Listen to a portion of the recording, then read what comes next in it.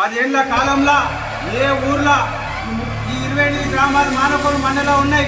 సిగ్గుండాలే మీరు నిన్న press meet పెట్టడానికి. ఏ ఒక్క ఊర్లో మీరు ఇల్లు ఇచ్చిరా?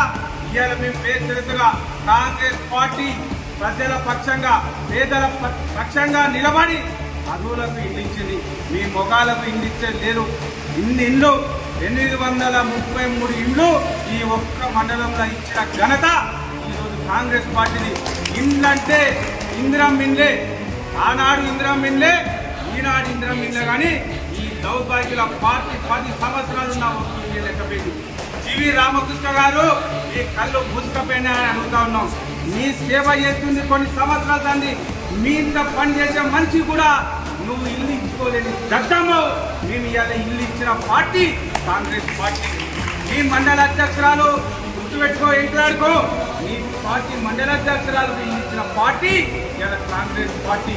బీజేపీ నాయకులకు కానీ మాకు పార్టీలతో సంబంధం లేదు. అరువులకు ఇచ్చినాం, పేదలకు ఇచ్చినాం, వెతికి ఎంట్లాడి మరీ దూషించినాం. మేము నిన్ను టార్గెట్ చేయాలంటే